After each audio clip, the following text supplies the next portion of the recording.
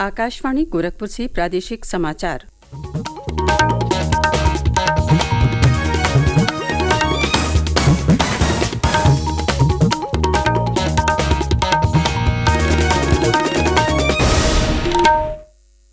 नमस्कार।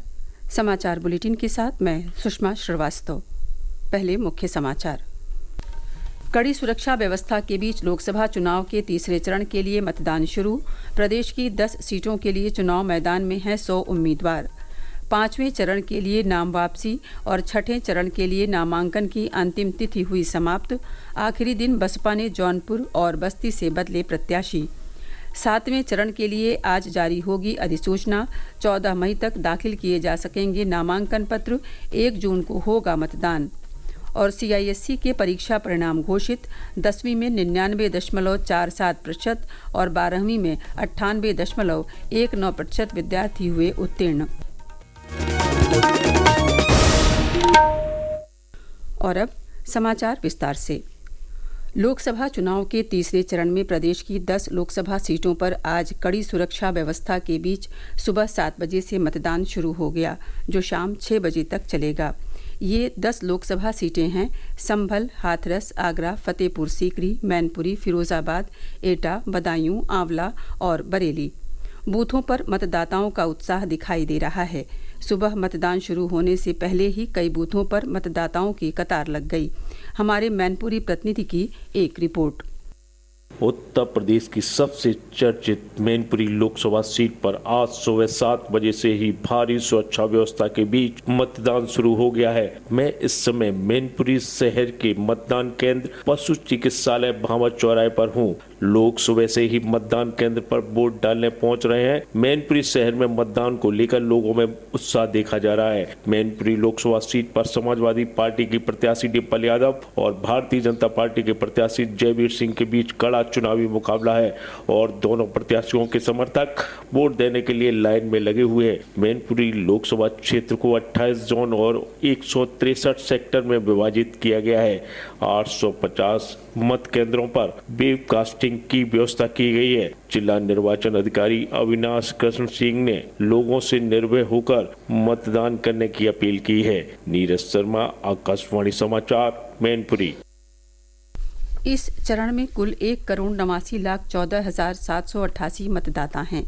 20,415 मतदेय स्थल और 12,339 मतदान केंद्र बनाए गए हैं।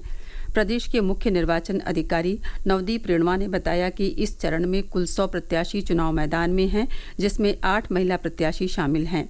सबसे अधिक 13 प्रत्याशी बरेली और सबसे कम 7 प्रत्याशी फिरोजाबाद से अपनी किस्मत आजमा रहे हैं।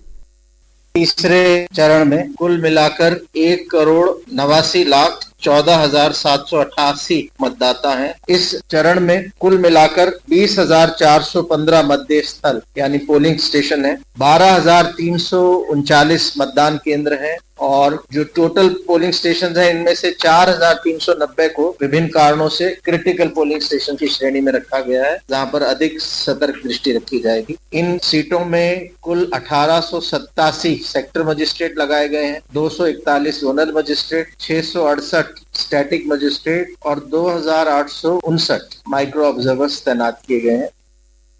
प्रदेश की 14 लोकसभा सीटों पर होने वाले 5वें चरण के लोकसभा चुनाव के लिए नाम वापसी की अंतिम तिथि कल समाप्त हो गई। इस चरण के लिए विभिन्न दलों से कुल 296 प्रत्याशियों ने नामांकन दाखिल किया था, जिसमें 149 प्रत्याशियों के नामांकन खारिज हो गए हैं। नाम वापसी के आखिरी दिन हमीरपुर में किसी भी प्रत्याशी ने अपना नाम वापस नहीं लिया है। यहाँ भाजपा, सपा, कांग्रेस गठबंधन, बसपा सहित कुल 11 प्रत्याशी चुनाव मैदान में हैं। इस चरण में मोहनलालगंज, लखनऊ, रायबरेली, अमेठी, जालौन, झांसी, हमीरपुर, बांदा, फतेहपुर, कौशाम्बी, बाराबंकी, फैजाबाद, कैसरगंज और गोंडा लोकसभा सीटों पर 20 मई को मतदान होगा। लोकसभा चुनाव के छठे चरण के लिए प्रदेश की 14 सीटों पर नामांकन की अंतिम तिथि कल समाप्त हो गई। नामांकन के अंतिम दिन बसपा ने जौनपुर और बस्ती से अपने प्रत्याशी बदल दिए।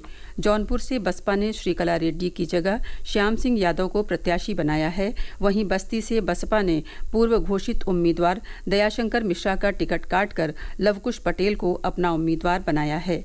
श्याम सिंह यादव और लव कुश पटेल ने कल अपना नामांकन दाखिल कर दिया। उधर जौनपुर से सपा प्रत्याशी बाबू सिंह कुशवाहा और संत कबीर नगर से सपा प्रत्याशी लक्ष्मीकांत उर्फ पप्पू निषाद ने भी कल अपना नामांकन दाखिल किया। श्रावस्ती लोकसभा सीट से भाजपा प्रत्याशी साकेत मिश्रा ने नामांकन किया। उनके समर्थन में पहुंचे पार्टी के वरिष्ठ नेता और उप मुख्यमंत्री केशव प्रसाद मौर्य ने कहा कि भाजपा को जनता का अपार समर्थन मिल रहा है। छठे चरण में प्रदेश की सुल्तानपुर, प्रतापगढ़, फूलपुर, प्रयागराज, अम्बेडकर नगर, श्रावस्ती, डुमरियागंज, बस्ती, संत कबीर नगर, लालगंज, आजमगढ़, जौनपुर, मछली शहर और भदोही लोकसभा सीटें शामिल हैं। आज नामांकन पत्रों की जांच होगी। 9 मई तक नाम वापसी और 25 मई को मतदान होगा। लोकसभा चुनाव के 7वें और अंतिम चरण के लिए आज अधिसूचना जारी होने के साथ ही नामांकन प्रक्रिया शुरू हो जाएगी। इस चरण में प्रदेश की 13 सीटों के लिए 14 मई तक नामांकन दाखिल किए जा सकेंगे। 15 मई को नामांकन पत्रों की जांच होगी। नामांकन वापसी की आखिरी तारीख 17 मई है।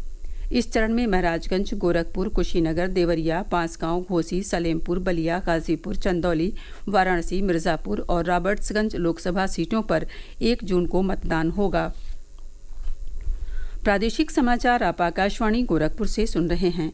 ये समाचार बुलेटिन हमारे YouTube channel AIR news Gorakhpur और एक्स हैंडल AIR न्यूज़_GKP पर भी उपलब्ध है।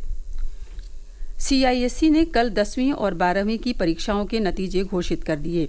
इस बार 10वीं कक्षा में 99.47% जबकि 12वीं कक्षा में 98.19% विद्यार्थी उत्तीर्ण हुए हैं।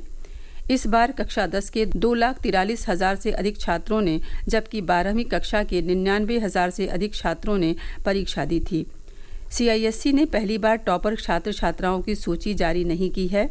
मुख्य कार्यकारी अधिकारी और सचिव जोसेफ इमैनुअल ने बताया कि यदि 1 अंक भी छात्र का कम रह जाता है तो वो निराश हो जाता है।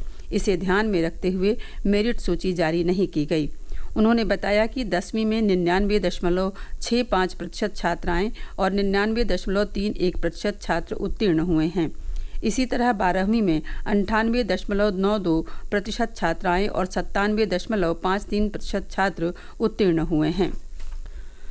प्रदेश में लोकसभा चुनाव के लिए विभिन्न राजनीतिक दलों के स्टार प्रचारकों और वरिष्ठ नेताओं ने प्रचार अभियान तेज कर दिया है। बड़ी संख्या में अलग अलग लोकसभा सीटों के लिए जनसभाएं, रैलियां और रोड शो आयोजित हो रहे हैं, जिनके जरिए पार्टी उम्मीदवारों के पक्ष में मतदान की अपील की जा रही है।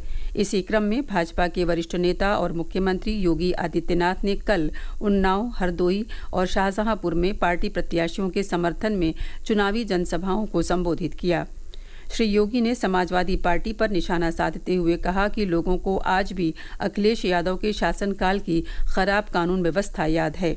उन्होंने कहा कि ये विकसित भारत के संकल्प को आगे बढ़ाने का चुनाव है। वहीं भाजपा के वरिष्ठ नेता और केंद्रीय रक्षा मंत्री राजनाथ सिंह ने लखनऊ में जनसभा को संबोधित किया। उधर कांग्रेस के प्रदेश प्रभारी अविनाश पांडे ने चुनाव आयोग पर आरोप लगाया। वाराणसी में उन्होंने कहा कि जब पहले 2 चरण का मतदान खत्म हो गया तो 11 दिन बाद वास्तविक मतदान प्रतिशत बताने का क्या मतलब है। दूसरी ओर कांग्रेस महासचिव प्रियंका गांधी वाड्रा ने कल शाम रायबरेली में पार्टी पदाधिकारियों के साथ बैठक की। इस सीट से उनके भाई और कांग्रेस नेता राहुल गांधी चुनाव लड़ रहे हैं। वहीं कांग्रेस पार्टी ने छत्तीसगढ़ के पूर्व मुख्यमंत्री भूपेश बघेल को रायबरेली सीट और राजस्थान के पूर्व मुख्यमंत्री अशोक गहलोत को अमेठी सीट का पर्यवेक्षक नियुक्त किया है। अमेठी सीट से गांधी परिवार के नजदीकी रहे किशोरी लाल शर्मा कांग्रेस के उम्मीदवार हैं। इसी तरह समाजवादी पार्टी प्रमुख अखिलेश यादव ने कन्नौज में चुनाव प्रचार किया। उन्होंने कन्नौज में गौरीशंकर मंदिर में दर्शन किए और मीडिया से बात करते हुए कहा कि इस सरकार के राज में देश की सीमाएं सुरक्षित नहीं हैं।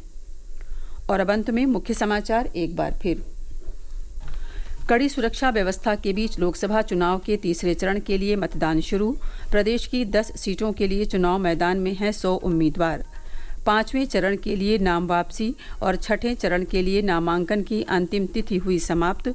आखिरी दिन बसपा ने जौनपुर और बस्ती से बदले प्रत्याशी। 7वें चरण के लिए आज जारी होगी अधिसूचना। 14 मई तक दाखिल किए जा सकेंगे नामांकन पत्र। 1 जून को होगा मतदान। और CISC के परीक्षा परिणाम घोषित। 10वीं में 99.47% और 12वीं में 98.19% विद्यार्थी हुए उत्तीर्ण। इसी के साथ प्रादेशिक समाचारों का ये बुलेटिन समाप्त हुआ। नमस्कार।